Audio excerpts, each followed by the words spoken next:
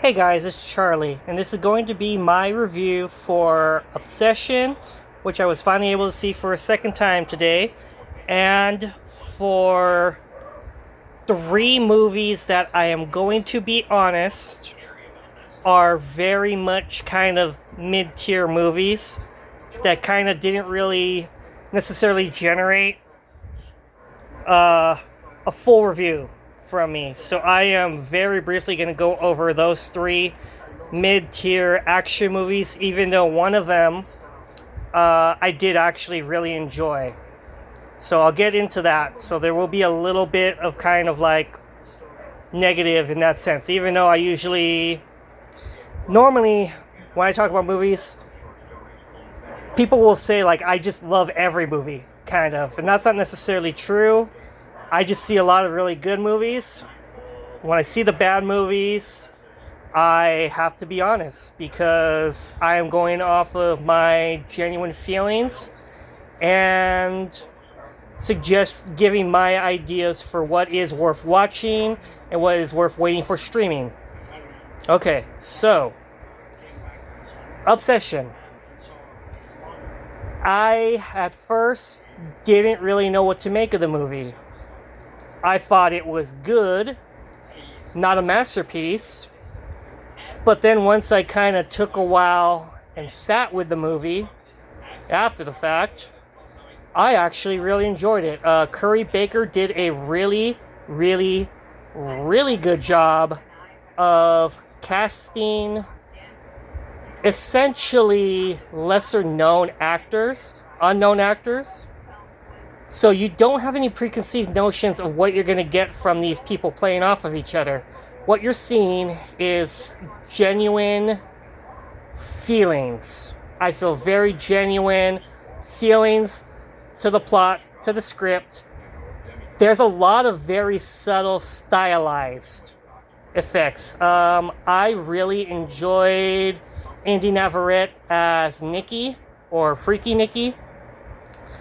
I thought she stole the show, to be quite honest, because she very much played very, very loving, very, very kind, very genuine, and then all of a sudden she is freaky, possessed by this entity, essentially, because it's a supernatural horror.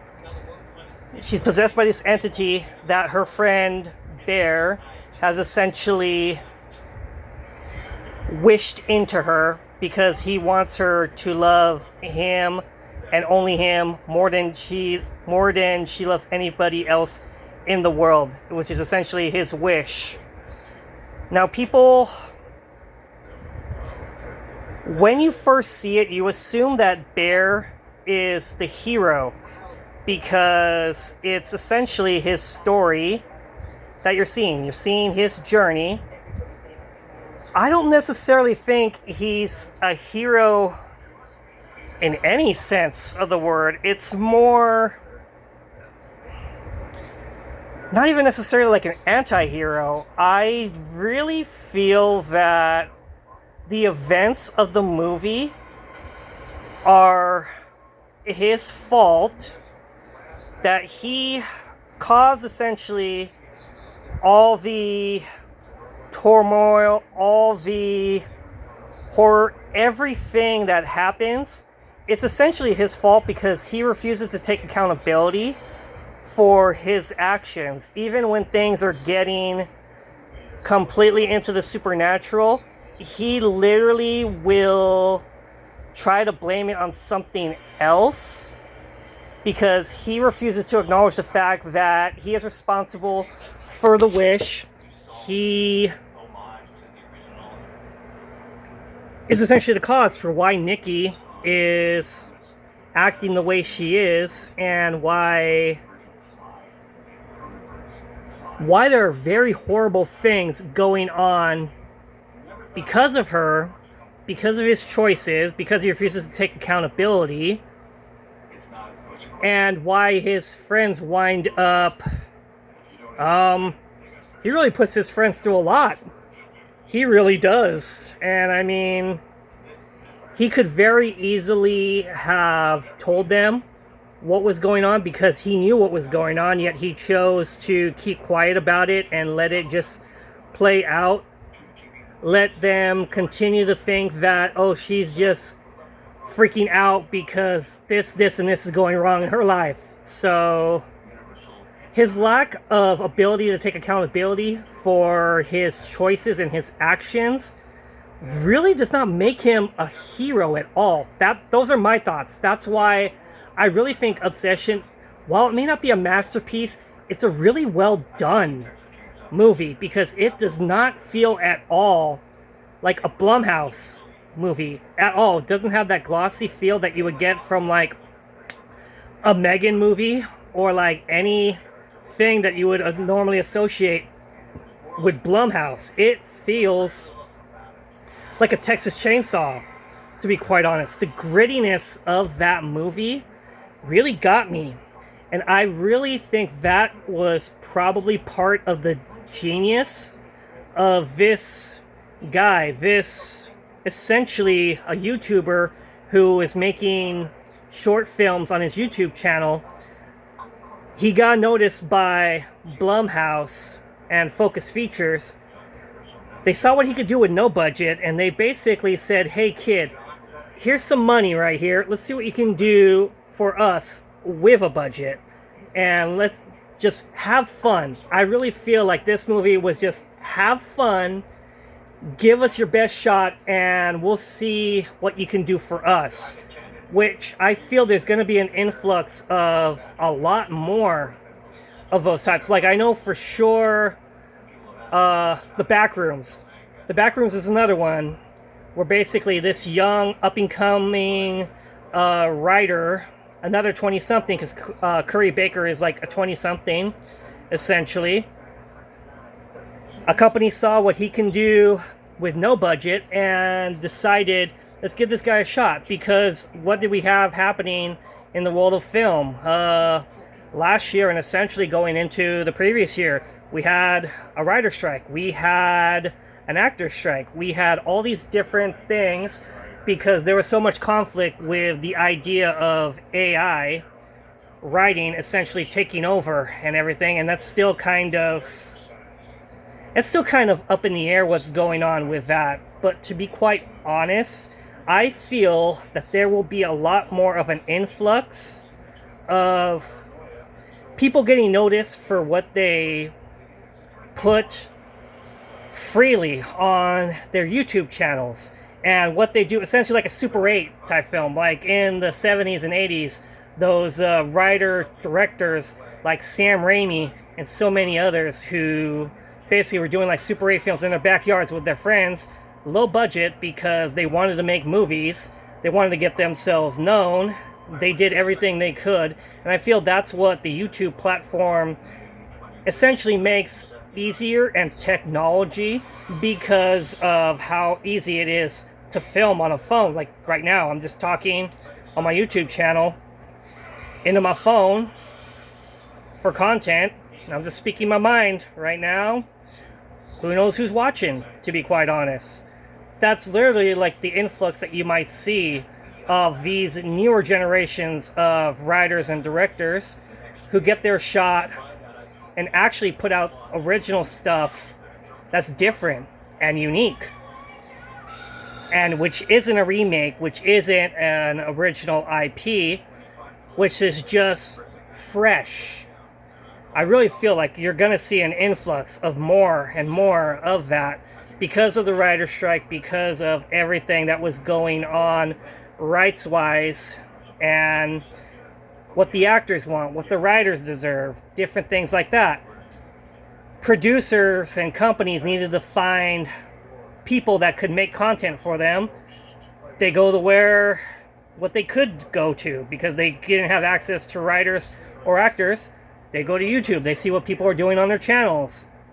They find somebody, they give them a shot if they like what they do. That's just how life goes sometimes, you know. That's what makes YouTube a really great platform. And that's my thoughts on Obsession and why really it has been doing super well by word of mouth, because it does not feel like a horror movie that would be getting made in the last couple of years. It feels different because it's not made for a mainstream audience. It's a low budget movie, and it just hits different because you have unknown actors, because you have this young writer who knows how to structure a really good story. It's a really good story. Sometimes you just have to sit with it for a little bit. Sometimes to get a really good story, you have to sit with it for a little bit, not just watch it one time and then make up your mind from there. You have to sit with the context of everything going on and really think about what you saw.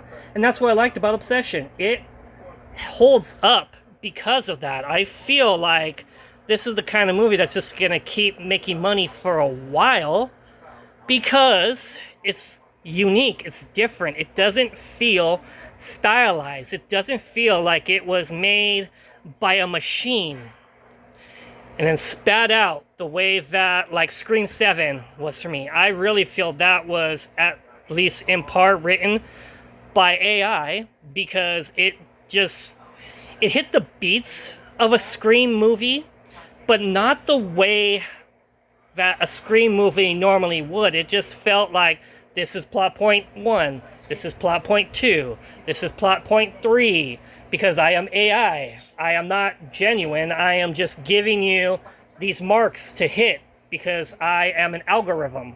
And this is what the people want. So there you go. Hey, I'm the producer. I got this script now. I didn't have to write this. Perfect. Film it. Okay. So that's my thoughts on Obsession and why it's really been doing good, because it feels original.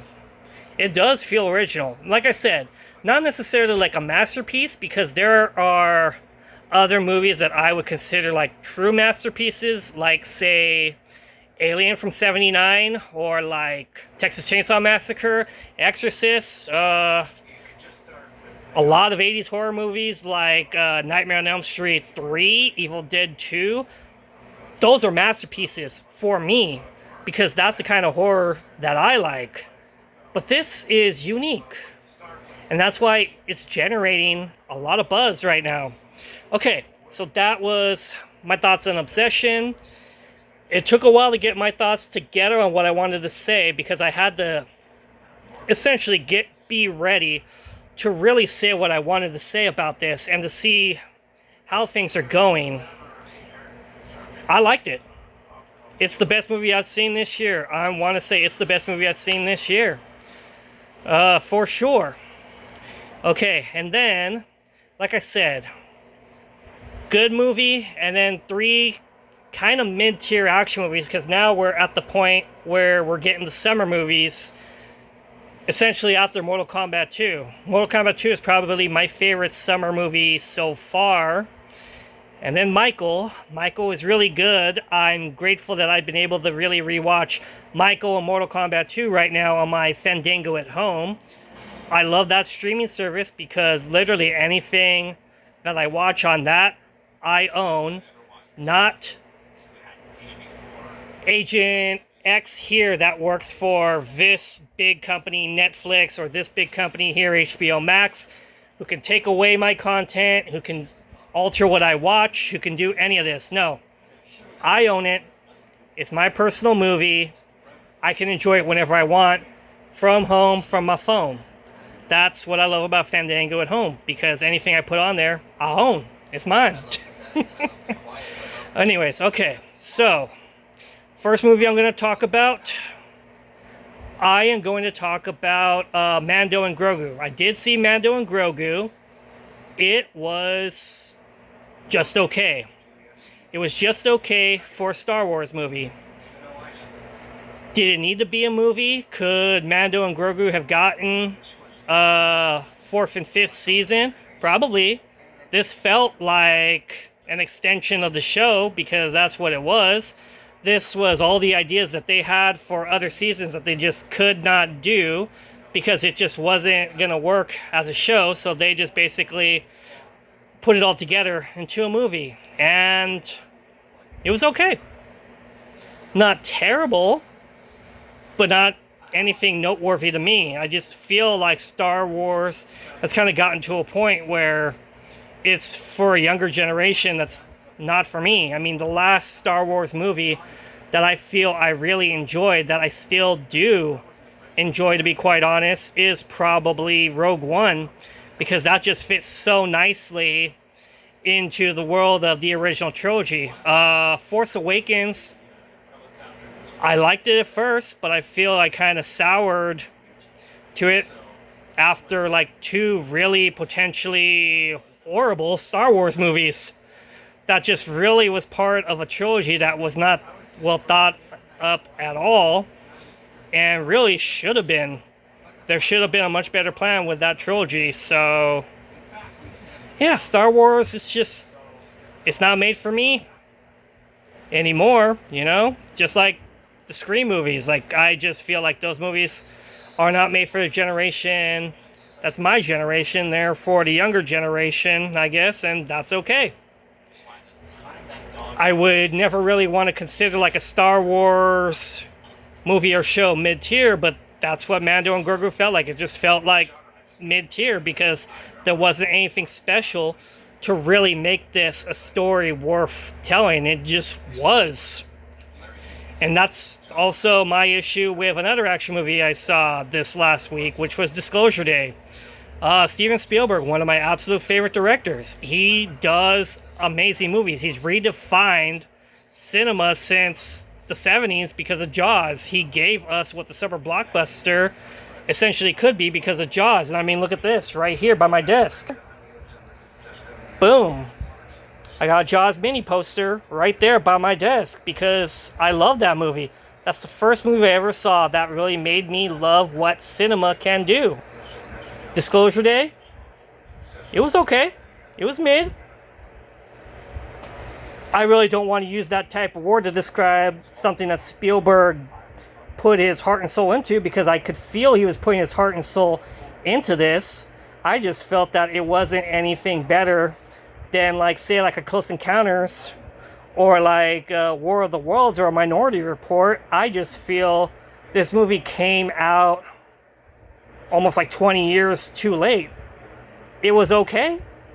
It's not peak Spielberg. It wasn't anything that I would say like this is gonna go in my top because this was the greatest thing ever. No, it was just okay.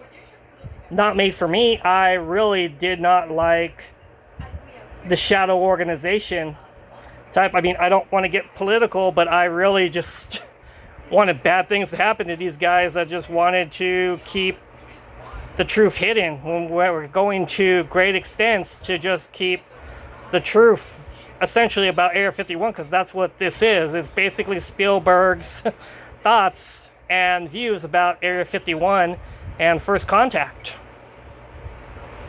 It was okay. It was just okay. But yeah, just mid. Like I said, I really don't have like a whole lot of thoughts to talk about on this movie or on the other one I was talking about that just left my head, Disclosure Day, Mando and Grogu. I really don't have a whole lot of thoughts to really just generate an actual review about it, so they're just mid and getting thrown in here. And then lastly, we got Masters of the Universe. I did see Masters of the Universe prior to opening week because I saw it the Thursday night before it opened, and I liked it. I thought this was what a Masters of the Universe movie is supposed to be, not the 87 movie with Dolph Lundgren, but this was good. I really enjoyed Masters of the Universe. It's not doing as well as it could be, because a lot of people just aren't giving this movie the type of attention it should be getting, because, and I feel this is an error on the producer's part more than the movie itself. I really feel a mistake that the producers made was they made it very blatantly clear that Jared Leto, he's an actor who a lot of people just don't like right now, was cast to play Skeletor. that was a mistake. I feel they should have kept that under the radar until this movie was able to grab traction.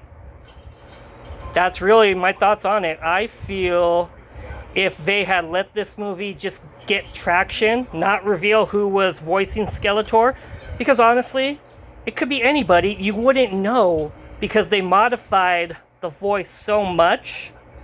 You couldn't tell that it was Jared Leto. It could just be actor X and nobody would know the difference.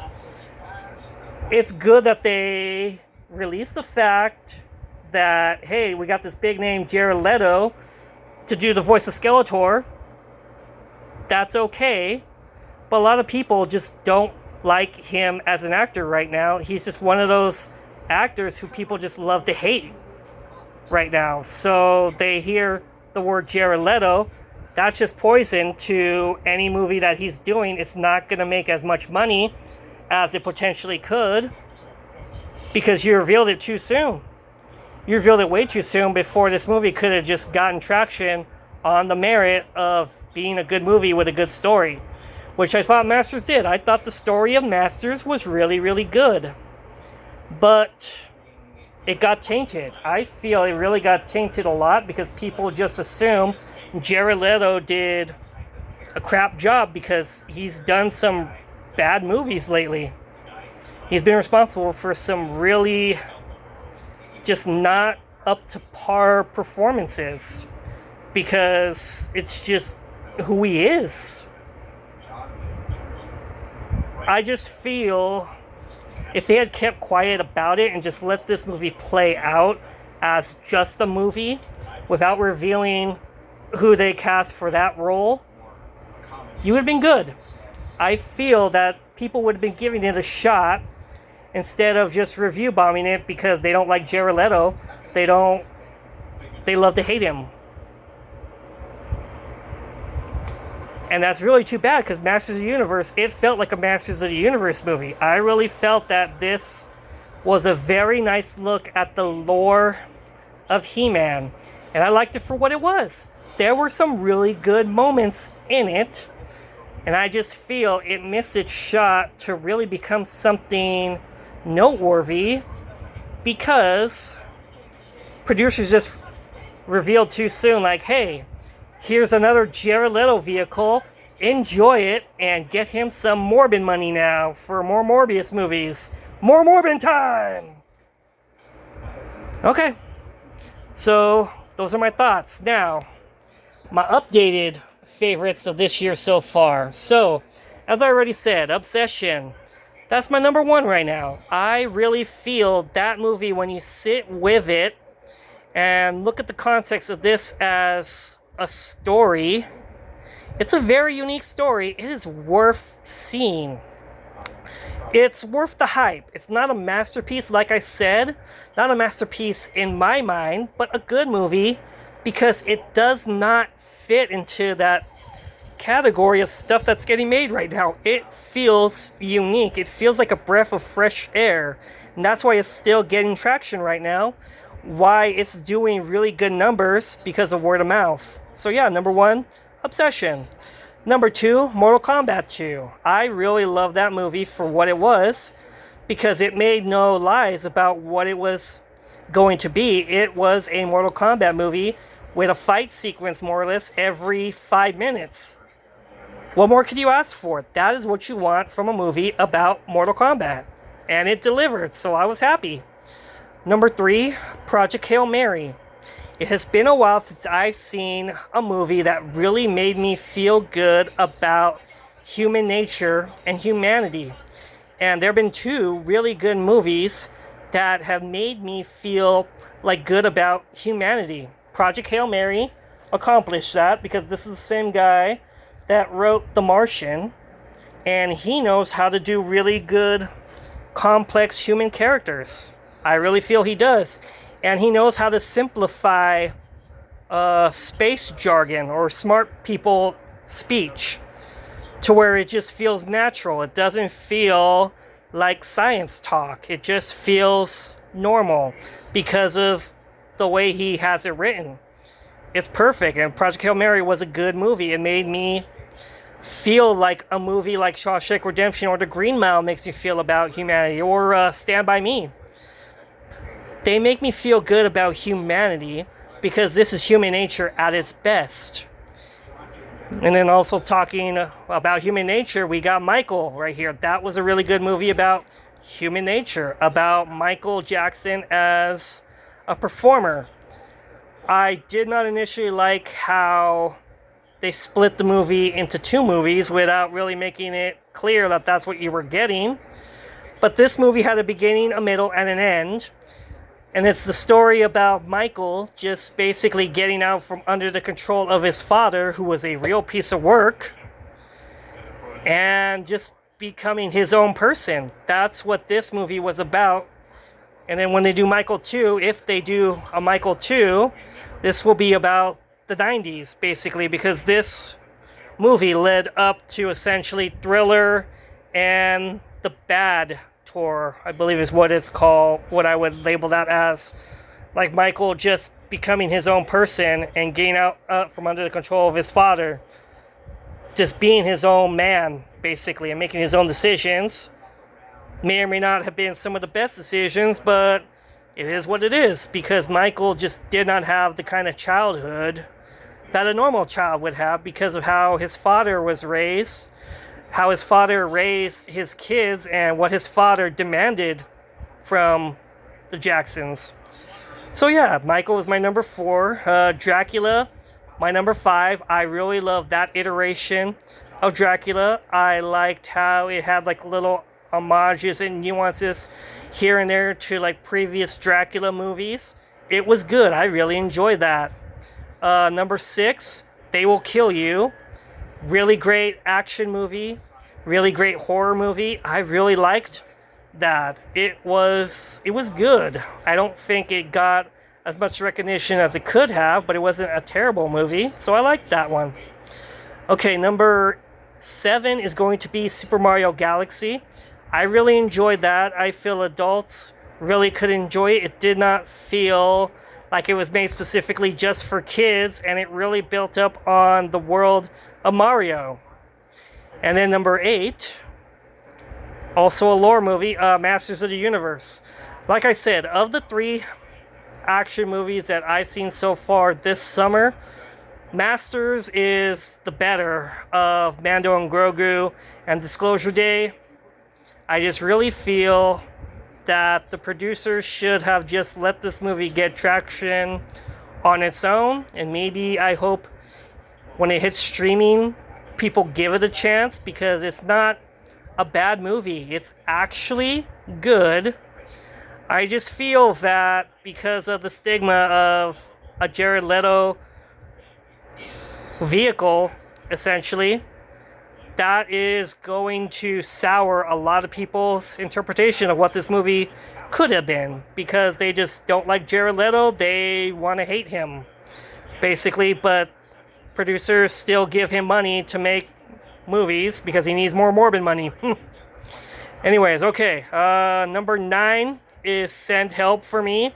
Really great Sam Raimi movie. Sam Raimi doing Hollywood movies that aren't Evil Dead. I'm all in. I love that guy. And Faces of Death is my number 10 right now. Pretty good movie. I liked it for what it was. I didn't hate it. So yeah, Faces of Death. Okay, guys. So those are my reviews that I've kind of been sitting on some for a little bit because I was trying to decide how to do it. And this is what you get. So alright, guys. Peace. Conan.